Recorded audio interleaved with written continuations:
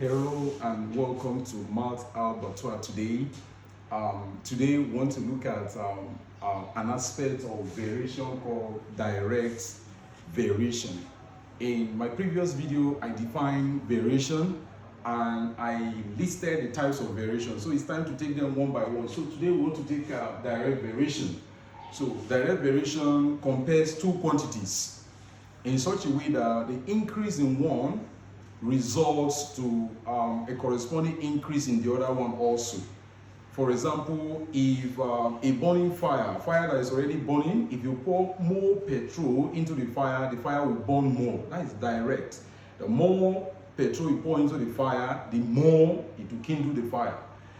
There are several other examples of direct variation. Like you go to the supermarket to get some things, the more goods you get, the more money you have to pay. So if you increase the number of goods, you pay more money. If you reduce the quantity of goods, you pay lesser money.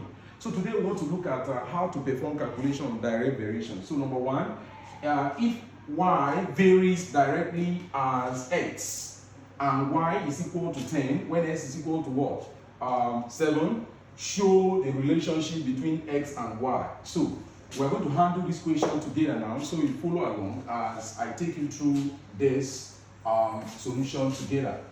So I said that y varies directly as x. So this is how we start. Y varies directly as x. We write this in. This sign here is the sign that we use for varies. I hope you are following. All right, thank you. Follow along as we go on. So y varies as x. So we write it as y, put the sign, and then we write x. Now, this sign here is called the sign of proportionality. So it's called, in variation, it's called sign of proportionality. That's what we call it in variation. Proportionality.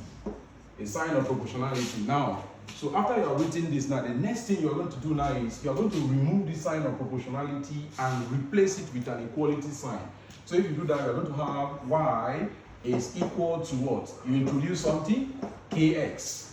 So remember, the k was not given to you from the question, you were the one that brought it in. So we are going to define what the k stands for.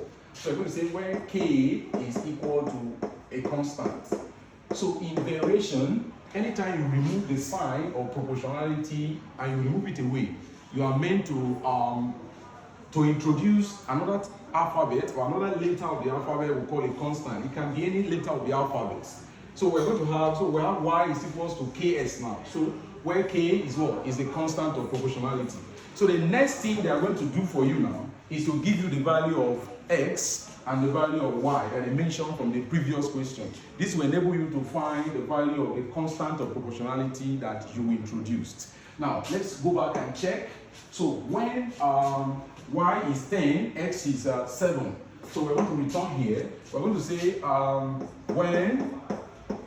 when y is equal to 10, sorry, when y is 10, when y is 10, x is equal to 7. Let me check to confirm. Yes. When x is equal to 10, y is 10, x is 7. So we're going to, with this now, we're going to substitute 10 for y and x for 7 for y into this place. So if you do that very quickly, you're going to have, instead of writing 10 now, we are going to say, sorry, y now, we're going to write 10 is equal to what? You're going to say k multiplied by what? Instead of x now, you write 7. So if you multiply very well, you're going to have 10 is equal to what? 10 is equal to, so you're going to have 10 is equal to k times 7 is going to give you 7k. So what you are going to do now is you are going to divide both sides by the coefficient of the unknown so that you can get the value. So if you do that, you are going to say divide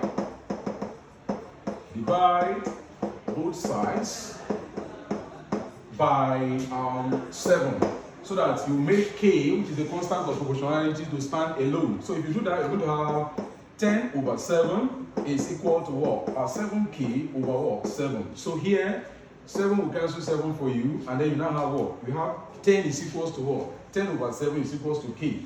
So if you don't want to say 10 over 7 is equals to k, what do? How else do you present the question? you are going to say that this means that what? This means that 10/7 is equal to the value of k, which means this thing here implies or means that what? That k is equal to what? 10/7. Now, once you have found the value of the constant which you brought in, which was not mentioned from the question, now what we call the relationship or the law that connects the variables mentioned to you from the question is going back with this constant of proportionality and replacing that value that you introduced. So let's do that now. So remember the question says show the relationship between x and y. So how do you show the relationship? You are going to say relationship. The relationship now, sometimes we call it relationship, or we call it law, or we call it formula. Sometimes they will use the word relationship or use the word formula or use the word law. It's the same thing. So the relationship that connects x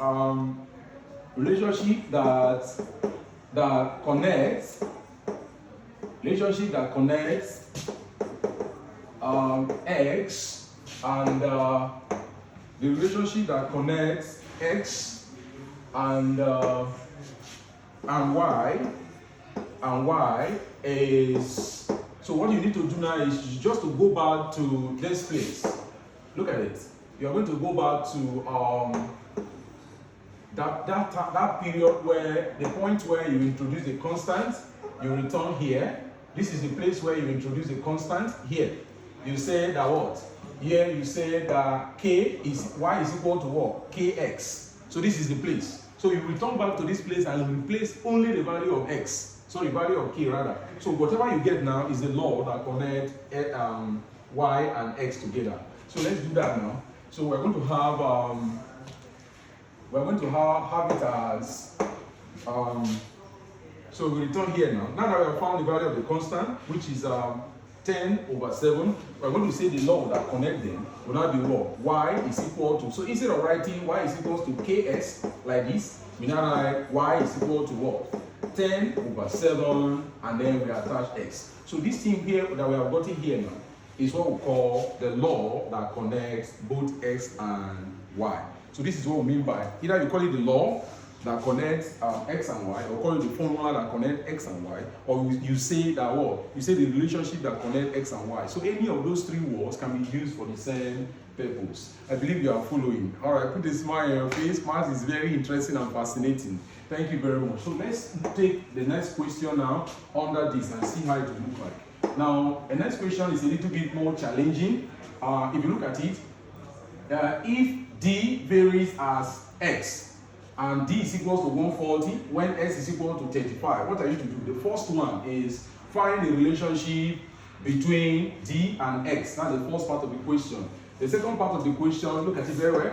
Second part of the question, the d part says find the value of x when d is equal to 176. So these are the questions that we have now to handle. So let's look at the second part. So d is directly proportional to x. That's the meaning of this thing here. So let's write that now. d is directly proportional to x. So let me go to move it a little so that we can have it under it. So number 2 now. Question number 2. Number 2. So we have d is proportional to x. So remember what I told you that time? This sign is called a sign of proportionality. So after everything, d is directly proportional to x. The next thing you do now is what? You remove this constant of this proportionality sign and introduce a constant. So if you do that, you're going to have d is equal to, maybe let's use k again, kx. But remember the questions were given to you in terms of d and x. So you now brought in the value of k. So you have to tell us what that k stands for. So I'm going to say, I put a comma and say where k I brought in is equal to a constant. So that's what you follow every time we're answering question of variation. Every time you remove the constant of proportionality, you are meant to introduce a constant. All right. So now, k is equal to constant. Now, what do you happen next? They are going to give you the value of d and s. So that you will be able to find the value of the constant that you introduce by yourself. So let's go do that now. So d is 140, x is 35. D is 140. So we're going to say when d is equal to 140, what happened? S is equal to what? 35. That's the information given to us. So what do now? You carry 140 for, you put it here for D and put 35 also for X here and solve for K. So we're going to have 140 is equal to, so the K will stand there. We have K times what? This is 35. Now, if you do this multiplication very well, you're going to have 140 is equal to, so K times 35 will give you what? 35K. Look at it very well. So what you need to do here is divide both sides by 35 so that you can find the value of K. So if you go to another line, you're going to have 140 divided by 35 is equal to what? 35K divided by what? 35. So 35 will cancel 35 for you, and then you're going to have K is equal to, now look at it very well. So 35 has cancelled 35, so you now divide this one over. So 7 can go in 35 and 7 can go in 14 at the same time. So 7 in 35 is 5, while 7 in 14 is 2. So raise the 2 up, that means it's 20. That means 7 in 140 is 20. Now what can go again? 20 divided by 5 will give you 4. So we have 4 is equal to what? The value of K. Now what does it mean? This means that what? This implies that what? That K is equal to what? K is equal to 4. So have you seen it? So we have found the value of the constant now. So once you have found the value of the constant, the next thing you have to do now is to answer that first part of the question, which is what? What is the relationship between D and K? Relationship between D and K. So what do? Relationship between D and K, just like I showed you in the first example, you are going to return to this place. The place where you introduce the constant, which is this place, you are going to return here. And what do? You replace only the value of the constant you found. So you say D is equal to, you now put the value of K. And it will not be in terms of D and X. So let's go and do that now. So we go, oh, sorry. Let's go now. So let's go and do that now. So the A part of the question says the relationship that connects D and X. So the relationship that connects, so relationship, let me make it more nicely. So the relationship that connects, let me just put like the relationship between D and X now, we're going to be what? We're going to be D is equal to what? KX. So instead of saying D is equal to KX now, what do? You are going to say that D is equal to what? Instead of K now, you remove K and put 4. So you say D is equal to what? 4X. So this thing that you're gotten like this now is what we call the relationship that connects X and Y. So once you have gotten the relationship or the formula or the law that connect the variables, now any other question can be solved from that point. Now, so if you return now, you see that there is another question. They say find the value of X after you have established the relationship. Find the value of X when D is equal to 176. So D is given now. So we are going to, let me move this one a little so that we can have that second part. Now, so the B part says we should find, D is 176, while S is not given. So I put a question mark on it. Let's check to confirm. Yes. So the value of X when D is 176. So what do we do now? We now pick that relationship and say what? And say D is equal to what? D is equal to 4X. So you solve from here now. What do? Put the value of D for, replace D. So we're going to have 176 is equal to 4X. Now what do you do now to find the value of X finally? You are going to do what? You are going to divide both sides by the coefficient of what is attached to X. We call it coefficients. Now what do you do now? So you're going to have 176 divided by 4 is equal to what? 4X all over what? 4. So 4 cancel 4 here for you, and then you try to divide this. Now, if you look very well now, 2 can go in 4 and 2 can go in this number because it ends with an even number. So 2 here, you get a 2. Now, 2 inside 17. 2 in 17, you are going to get 8 remainder 1. So place that remainder 1 in front of this 6, it becomes 16. So 2 in 16 is going to be 8, meaning that what? It means that 2 in 4 is 2. 2 in 176 is 88. Now, what can go again? 2 can go. So 2 can go. If you do that very quickly, you are going to have 88 now. Let me write it here, then transfer to this place. So we have 88 divided by 2. Look up here. So 2 here, 1.